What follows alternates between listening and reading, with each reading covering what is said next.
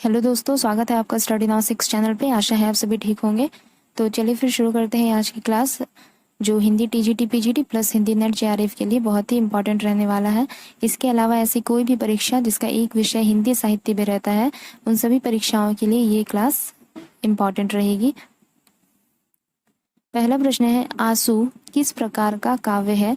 तो आंसू एक विरह काव्य है और विरह काव्य यहाँ पर किसी भी ऑप्शन में नहीं है, तो इसका सही उत्तर हो जाएगा इनमें से कोई नहीं। आंसू जयशंकर प्रसाद द्वारा रचित एक विरह काव्य है। इनमें से किस कृति के लेखक जयशंकर प्रसाद नहीं है? तो चारु चंद्रलेख नामक कृति के लेखक जयशंकर प्रसाद नहीं बल्कि आचार्य हजारी प्रसाद द्विवेदी जी है। आचार्य हजारी प्रसाद द्विवेदी जी की अन्य रचनाएं हैं वाणभट्ट की आत्मकथा, पुनर्नवा, अनामदास का पोथा, कूटज, अशोक के फूल, कल्पलता, आलोक पर्व इत्यादि। ठीक है, कुछ रचनाओं में से इनकी रचनाओं में से कुछ रचनाओं के मैंने नाम बताया भी। अगला प्रश्न है, सप्तपर्णा किसकी काव्य कृति है? तो सप्तपर्णा छायावादी कवित्री महादेवी वर्मा की काव्य कृति है। महादेवी वर्मा की अन्य काव्य कृतियां हैं निहार, रश्मि, नीरजा, सांधी गीत, दीपशिखा, यामा तथा हिमालय। ठीक है, ये सारी महत्वपूर्ण रचनाएं हैं महादेवी वर्मा की। अगला प्रश्न है, केवल सूक्ष्मगत सौंदर्य सत्ता का राग कहकर किसने छायावाद का विरोध किया था? तो महादेवी वर्मा ने छायावाद का विरोध किया था। क्या कहकर? केवल सूक्ष्मगत सौंदर्य सत्ता का राग कहकर। ठीक है, अगला प्रश्न देखेंगे, तेरा वैभव देखूं या जीवन का क्रंदन देखूं, ये पंक्तियां किनकी है? तेरा वैभव देखूं या जीवन का क्रंदन देखूं, प्रस्तुत पंक्तियां महादेवी वर्मा द्वारा रचित दुविधा शीर्षक नामक कविता से ली गई है। महादेवी वर्मा द्वारा रचित कौन सी कविता? तो दुविधा कविता से उद्धृत ये पंक्तियां हैं। अगला प्रश्न देखेंगे, निराला की कविता राम की शक्ति पूजा पर किस रचना का सर्वाधिक प्रभाव रहा है? तो कीर्तिवास रामायण का प्रभाव रहा है। किस पर? तो निराला की कविता राम की शक्ति पूजा पर।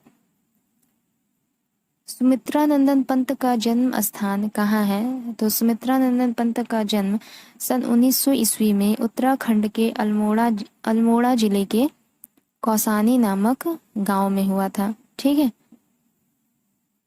कला और बूढ़ा चांद के लेखक कौन है? तो कला और बूढ़ा चांद के लेखक छायावादी कवि सुमित्रानंदन पंत जी है।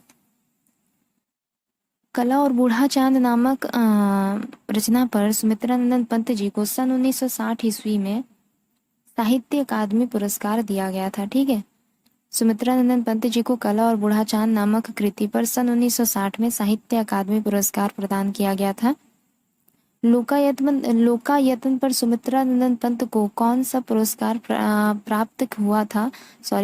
लोकायतन पर सुमित्रानंदन पंत को कौन सा पुरस्कार प्रदान किया गया था? तो सोवियत लैंड पुरस्कार लोकायतन पर सुमित्रानंदन पंत को प्रदान किया गया था। ज्ञानपीठ पुरस्कार इन्हें चिदम्बरा नामक कृति पर दी गई थी और साहित्य अकादमी पुरस्कार अभी बताया मैंने कला और बूढ़ा चांद नामक कविता संग्रह पर दिया गया था सन 1960 में। अगला प्रश्न है, पंत जी की पहली रचना कौन सी रही? तो पंत जी की पहली रचना रही गिरजे का घंटा। पंत जी की पहली रचना रही गिरजे का घंटा, जो सन 1916 ईस्वी में रची गई थी। गिरजे का घंटा का रचनाकार सन 1916। इनमें से कौन सी रचना महाकाव्य नहीं है? तो पल्लव रचना महाकाव्य नहीं है। पल्लव सुमित्रानंदन पंत की ही रचना है, यह महाकाव्य नहीं है। जबकि कामायनी, साकेत, प्रिय प्रवास ये सभी महाकाव्य है। कामायनी के रचयिता जयशंकर प्रसाद, साकेत के मैथिली शरण गुप्त, प्रिय प्रवास के अयोध्या सिंह उपाध्याय हरिऔध जी। पंचवटी प्रसंग काव्य के रचयिता कौन रहे? तो पंचवटी प्रसंग काव्य के रचयिता सूर्यकांत त्रिपाठी निराला जी रहते हैं। पंचवटी प्रसंग काव्य के रचयिता निराला जी की कुछ अन्य रचनाएं हैं अनामिका, परिमल, गीतिका, तुलसीदास, कुकुरमुत्ता, अणिमा, नए पत्ते, बेला, अर्चना और आराधना। ठीक है, इन सभी के बारे में पूछा जाता है। अगला प्रश्न है, निराला की निम्नलिखित कविताओं में से कौन लंबी कविता नहीं है? तो भिक्षुक नामक कविता लंबी कविताओं में नहीं आती है, जबकि कुकुरमुत्ता, सरोज स्मृति, राम की शक्ति पूजा ये सभी निराला की लंबी कविताएं हैं। अरविंद दर्शन से प्रभावित हिंदी कवि कौन है? तो अरविंद दर्शन से प्रभावित हिंदी कवि हैं सुमित्रानंदन पंत जी। अरविंद दर्शन से प्रभावित ये हिंदी कवि है। उत्तराखंड के किस कवि को छायावाद और प्रगतिवाद के संधि स्थल का कवि कहा जाता है? सुमित्रानंदन पंत जी थे उत्तराखंड के अल्मोड़ा जिले के कौसानी नामक गांव से। ठीक है, तो इन्हीं को सुमित्रानंदन पंत जी को छायावाद और प्रगतिवाद के संधि स्थल का कवि कहा जाता है। याद रखिएगा सुमित्रानंदन पंत जी को। पंत की रचनाओं का प्रकाशन की दृष्टि से सही क्रम क्या है? प्रकाशन की दृष्टि से सही क्रम क्या है? तो पंत जी की रचनाओं के गुंजन, युगांत, ग्राम्या, लोकायतन। ठीक है, गुंजन, युगांत, ग्राम्या, लोकायतन ये पंत जी की रचनाओं का प्रकाशन की दृष्टि से सही क्रम होगा। अगला प्रश्न है, इनमें से किसकी भूमिका को छायावाद का घोषणा पत्र कहा जाता है? तो पल्लव की भूमिका को छायावाद का घोषणा पत्र कहा जाता है। साहित्यिक क्षेत्र में सर्वाधिक विरोध किसका हुआ था? तो साहित्यिक क्षेत्र में सर्वाधिक विरोध निराला जी का हुआ था। निराला जी ने अपने जीवन में न केवल व्यक्तिगत रूप में विपरीत परिस्थितियों का सामना किया, बल्कि साहित्यिक क्षेत्र में भी इन्हें सबसे अधिक विरोध का सामना करना पड़ा था। तत्कालीन समय में जब इनके समकालीन जो रचनाकार थे वे अपनी रचनाओं के लिए कल्पना का सहारा ले रहे थे, वहीं पर इन्होंने अपनी रचनाओं में यथार्थ को उजागर करना ज़्यादा सही समझा। माना जाता है कि ये अपनी धुन के पक्के और फक्कड़ स्वभाव के व्यक्ति थे। शायद यही इनकी उपेक्षा का कारण बना। ठीक है, आगे देखेंगे अगला प्रश्न।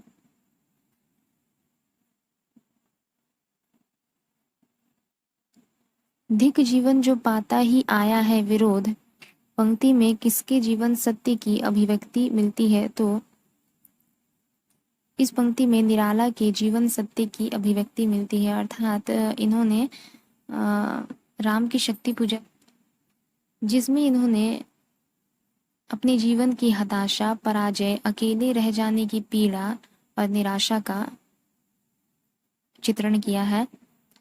यहाँ निराला ने राम की ही नहीं बल्कि अपने भी अभावग्रस्त जीवन को उजागर किया है। ठीक है, अगला प्रश्न देखेंगे। रबड़ छंद या केचुआ छंद किस कवि की कविताओं को लक्ष्य करके कहा गया है? तो रबड़ छंद या केचुआ छंद निराला की कविताओं को लक्ष्य करके कहा गया है। अगला प्रश्न देखते हैं। छायावाद को स्थूल के प्रति सूक्ष्म का विद्रोह किस आलोचक ने कहा है? छायावाद को स्थूल के प्रति सूक्ष्म का विद्रोह डॉक्टर नगेंद्र ने कहा है। डॉक्टर नगेंद्र की अन्य प्रमुख कृतियां हैं रीति काव्य की भूमिका, भारतीय काव्य शास्त्र की भूमिका, रस सिद्धांत, अरस्तु का काव्य शास्त्र, काव्य में उदात्त तत्व, काव्य बिंब, नई समीक्षा इत्यादि। ठीक है, छायावाद विलायती अभिव्यंजनावाद का विलायती संस्करण है, यह कथन किसका है? तो यह कथन आचार्य रामचंद्र शुक्ल जी का है। छायावाद विलायती अभिव्यंजनावाद का विलायती संस्करण है।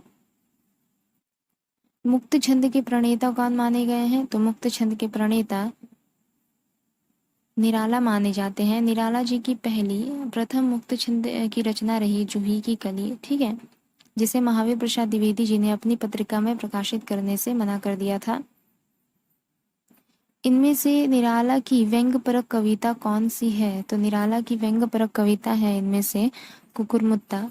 कुकुरमुत्ता निराला की व्यंग्यपरक कविता है जो इनके काव्य संकलन नए पत्ते में संकलित है।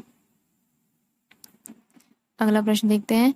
इनमें से कौन उत्तर छायावादी कवि नहीं है? तो रामकुमार वर्मा उत्तर छायावादी कवि नहीं है।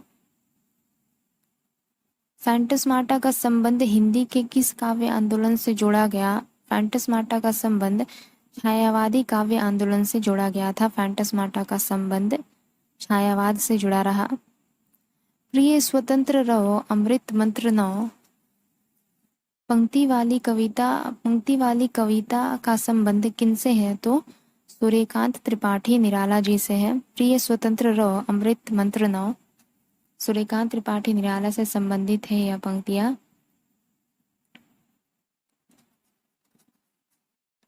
अगला प्रश्न देखते हैं। हिंदी साहित्य में मार्क्सवादी चेतना की अभिव्यक्ति जिस काव्य धारा में देखने को मिलती है उस काव्य धारा को प्रगतिवाद कहा जाता है। ठीक है, अगला प्रश्न देखेंगे। प्रगतिवादी काव्य सृष्टि कैसी है? तो प्रगतिवादी काव्य सृष्टि वर्ग चेतना प्रधान है। प्रगतिवादी काव्य सृष्टि वर्ग चेतना प्रधान है। प्रगतिशील लेखक संघ किस स्तर की संस्था है? तो प्रगतिशील लेखक संघ एक अंतर्राष्ट्रीय संस्था है। लखनऊ में आयोजित 1936 के प्रगतिशील लेखक संघ के ऐतिहासिक आयोजन के अध्यक्ष कौन रहे? तो प्रेमचंद। लखनऊ में आयोजित 1936 के प्रगतिशील लेखक संघ के अध्यक्ष रहे थे प्रेमचंद। अंतर्राष्ट्रीय प्रगतिशील लेखक संघ का जो प्रथम अधिवेशन हुआ था वह 1935 में हुआ था। ठीक है, लंदन में हुआ था। यहीं पर भारतीयों में से कुछ समाजवादी विचारधाराओं ने भारतीय प्रगतिशील लेखक संघ की स्थापना की थी, जिनमें मुल्कराज आनंद और सज्जाद जहीर शामिल थे। फिर वर्ष 1936 में सज्जाद जहीर और डॉक्टर मुल्कराज आनंद के प्रयत्नों से भारतवर्ष में भी इस संस्था की शाखा खुली और प्रेमचंद की अध्यक्षता में लखनऊ में इसका प्रथम अधिवेशन किया गया था। ठीक। द्वंदात्मक भौतिक विकासवाद किस काव्य धारा का आधार रहा? तो द्वंदात्मक भौतिक विकासवाद प्रगतिवाद का आधार रहा। द्वंदात्मक भौतिक विकासवाद प्रगतिवाद का आधार रहा। प्रगतिवाद का जन्म किसका योगदान है? तो प्रगतिवाद का जन्म छायावादी रोमानियत एवं पलायनवादी प्रवृत्ति, प्रगतिशील लेखक संघ की स्थापना, मार्क्सवादी प्रभाव, इन तीनों का योगदान है प्रगतिवाद के जन्म में। ठीक है, अगला प्रश्न देखेंगे। अच्छा, प्रगतिवादी साहित्य का उदय कैसे हुआ? तो माना जाता है कि प्रगतिवाद का उदय, जैसा कि आप लोग जानते हैं कि छायावाद के समाप्ति काल जैसे 1936 के बाद से शुरू हो जाता है। तो उस समय एक तरफ तो जैसे राजनीतिक जो लोग थे वे लोग देश में एक और पूंजीवाद और सामंतवाद को बढ़ावा दे रहे थे, तो दूसरी ओर जन सामान्य के लिए वे भयावह गरीबी, अशिक्षा और असुविधा की सृष्टि कर रहे थे। यानी गरीबों के दुख भरे दिन शुरू हो रहे थे एक तरह से। साहित्य भी इससे प्रभावित हुआ, जिससे प्रगतिवादी साहित्य का आंदोलन शुरू हुआ। संघ की स्थापना लंदन में किसके प्रयत्नों से हुई थी? तो मुल्कराज आनंद और सज्जाद जहीर के प्रयत्नों से हुई थी प्रगतिशील लेखक संघ की स्थापना लंदन में। प्रगतिवाद के अंदर कौन सा विचार अमान्य है? तो प्रगतिवाद के अंतर्गत रूपवाद जो विचार रही यह अमान्य है। निम्नलिखित प्रवृत्तियों में से कौन सी एक प्रगतिवाद की प्रवृत्ति नहीं है? तो धर्म, ईश्वर और व्यक्तिवाद में आस्था यह प्रगतिवाद की प्रवृत्ति नहीं है, जबकि सामाजिकता का आग्रह, शोषित वर्ग के प्रति सहानुभूति और शोषक वर्ग के प्रति घृणा, जन सामान्य के प्रति लोक मंगल की भावना, ये सभी प्रवृत्तियां प्रगतिवाद की रही। वैद्यनाथ मिश्र किसका उपनाम था? तो वैद्यनाथ मिश्र नागार्जुन का उपनाम था। नागार्जुन को निम्नलिखित रचनाओं में से कौन सी खड़ी बोली हिंदी में नागार्जुन की निम्नलिखित रचनाओं में से कौन सी खड़ी बोली हिंदी में नहीं लिखी गई है? तो पत्रहीन नग नगाछ खड़ी बोली हिंदी में नहीं लिखी गई है। कबीर के उपरांत हर विध्वंसकारी और जन विरोधी शक्ति को सर्वाधिक खुली चुनौती देने वाले साहित्यकार कौन है? तो निराला नहीं, नागार्जुन है। कबीर के उपरांत हर विध्वंसकारी और जन विरोधी शक्ति को सर्वाधिक खुली चुनौती देने वाले साहित्यकार कौन है? तो नागार्जुन है। क्योंकि जिस प्रकार कबीर ने अपने तत्कालीन समय में समाज की कुरीतियों विसंगतियों पर प्रहार किया, उसे अपनी कविताओं के माध्यम से दूर करने का प्रयास किया, उसी प्रकार नागार्जुन जी ने भ्रष्टाचार, अवसरवादिता जैसी सामाजिक कुरीतियों पर भी चोट की। पूंजीपति वर्ग के शोषण अत्याचारों का विरोध किया उन्होंने। मजदूरों किसानों के हित की बात करते हैं वे अपनी कविताओं के माध्यम से। इनकी जो तत्कालीन कविता रही वो आज भी प्रासंगिक है ऐसा माना जाता है। ठीक है, अगला प्रश्न देखेंगे, इनमें से कौन सी विशेषता प्रगतिवाद की नहीं है? तो कल्पना और प्रवणता ये प्रगतिवाद की विशेषता नहीं है, जबकि शोषण का विरोध, व्यंग्य, प्रधानता, श्रम में सौंदर्य ये सभी प्रगतिवाद की विशेषता है। इनमें से कौन सी रचना केदारनाथ अग्रवाल की नहीं है? तो युगधारा जो रचना रही है केदारनाथ अग्रवाल की नहीं है, जबकि नागार्जुन की यह रचना है। इसके अलावा युग की गंगा, नींद के बादल, फूल नहीं रंग बोलते हैं, ये सभी रचनाएं केदारनाथ अग्रवाल की है। इनमें से किस लंबी कविता के रचयिता मुक्तिबोध रहे? तो अंधेरे में नामक कविता के रचयिता मुक्तिबोध रहते हैं। मुक्तिबोध के अन्य काव्य संग्रह है चांद का मुंह टेढ़ा है, भूरी भूरी खाक धूल, अंत दर्शन, आत्मसंवाद, ब्रह्म राक्षस, भूल गलत, राम की शक्ति पूजा निराला की लंबी कविता है, और असाध्य वीणा जो है वह अज्ञे की लंबी कविता है। भूल गलती कविता के रचयिता कौन रहे? तो भूल गलती कविता के रचयिता रहे गजानन माधव मुक्तिबोध। त्रिलोचन शास्त्री की कविताएं हिंदी के अतिरिक्त अन्य किस उपभाषा में प्रकाशित हुई? तो अवधी में प्रकाशित हुई। त्रिलोचन शास्त्री की कविताएं हिंदी के अतिरिक्त अवधी में प्रकाशित हुई। कामायनी एक पुनर्विचार नामक आलोचना ग्रंथ के लेखक कौन है? तो गजानन माधव मुक्तिबोध जी कामायनी एक पुनर्विचार नामक आलोचना ग्रंथ के लेखक है। मुक्तिबोध की किस पुस्तक को प्रतिबंधित किया गया था? तो मुक्तिबोध की पुस्तक भारत इतिहास और संस्कृति नामक रचना को प्रतिबंधित किया गया था। हारे को हरिनाम शीर्षक काव्य ग्रंथ के रचयिता कौन है? हारे को हरिनाम शीर्षक काव्य ग्रंथ के रचयिता है रामधारी सिंह दिनकर। दिनकर की किस काव्य कृति को आधुनिक युग की गीता कहा गया है? तो कुरुक्षेत्र को। बालकृष्ण शर्मा नवीन का सर्वप्रथम प्रकाशित काव्य संग्रह इनमें से कौन सा है? तो बालकृष्ण शर्मा नवीन का सर्वप्रथम प्रकाशित काव्य संग्रह है कुमकुम। अगला प्रश्न देखते हैं, नवगीत दशक 1, 2, 3 के संपादक कौन रहे? तो नवगीत दशक 1, 2, 3 के संपादक रहे शंभुनाथ सिंह। ठीक है, तो ये हमारा आज का अंतिम प्रश्न रहा। अगले क्लास में जल्दी मिलेंगे, तब तक के लिए अगर आप लोगों को हमारी क्लास अच्छी लगे तो लाइक, शेयर और सब्सक्राइब जरूर कीजिएगा। धन्यवाद।